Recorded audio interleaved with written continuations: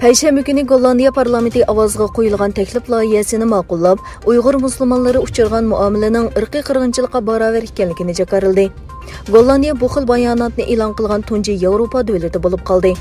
Taklif loyihasida mundaq deyilgan: Xitoy hukumatining tug'ut cheklashni maqsad qilgan tadbirlari va jazo lagerlarini qurishdek bir qator harakatlari Birlashgan Davlatlar Tashkilotining 260-nomerli qarori, ya'ni irqiy qirg'inchilikqa qarshi turish ahdnomasidagi moddalarga mos keladi.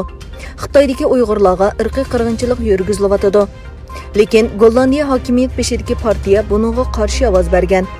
Oldingi kunlarda Kanada parlamenti Xitoyning Uyg'urlarga yurgizayotgan zulmlarni irqiy qirg'inchilik deb tonigan edi. Ondan burun Amerika Tashqi ishlar ministrligi bu haqda bayonot e'lon qilgan.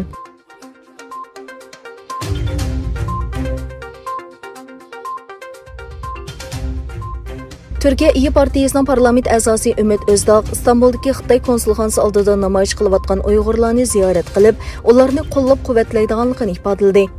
O'tgan yili 12 oyning 18-kundan buyon Xitoyning İstanbuldagi konsulxonasi oldida jam bo'lib, "Oilam qayerda" degan shior bilan norozilik namoyish olib berayotgan Uyg'urlarning norozilik harakatlari izchil davom qilmoqda.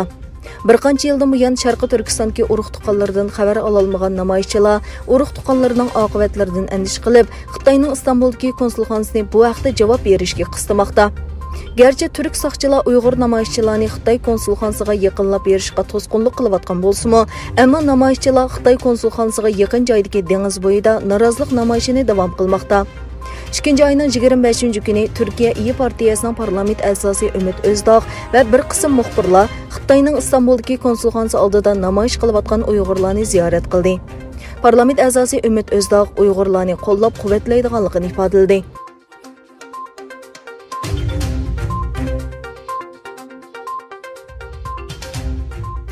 Xitoy Tashqi ishlar bayonotchisi Wang Yinbin muxbirlarni kutib olish yig'inida Sharqi Turkistondagi jazo lagerlariga qamalgan qiz-ayollarning oyoq osti qilinayotganligi haqidagi savolga javob berib, Xitoyning bu jinoyatini butunlay inkor qilgan va dalil isbot ta'minlovchilarni yolg'onga chiqargan.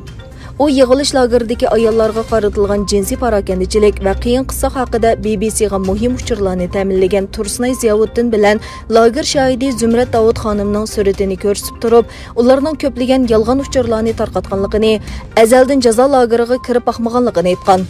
Kuzatuvchilar Xitoyning har fursatda butun kuchi bilan Sharqi Turkistondagi jinoiy qilmishlarini yoshirish uchun tirishayotganligini, lager guvohchilarining Sharqi Turkistonning haqiqiy vaziyati to'g'risidagi bayonotlarining xalqaro jamiyatning diqqatini tortib ta'sirlantirganligini, Xitoyning bu xil tuhmat tashviqotining unumsiz holatda turganligini ko'rsatdi.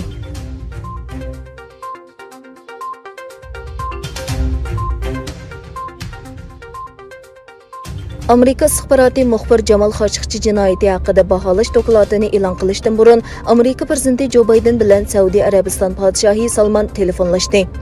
Oqsaroyning munosabatlik bayonotiga qaraganda, prezident Jo Bayden Saudiya Arabiston podshohi Salman bilan hamkorlashib, ikki davlat munosabatini imkon qadar kuchli va ochiq qilishga tirishadiganligini aytgan.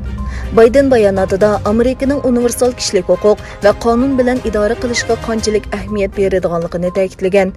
İki rahbarning Amerikaning Saudiya Arabistonni Eron bilan munosabatlik guruhlarning hujumidan mudofaalanishda qo'llash va'dasini muzokara qilganligi ko'rsatildi.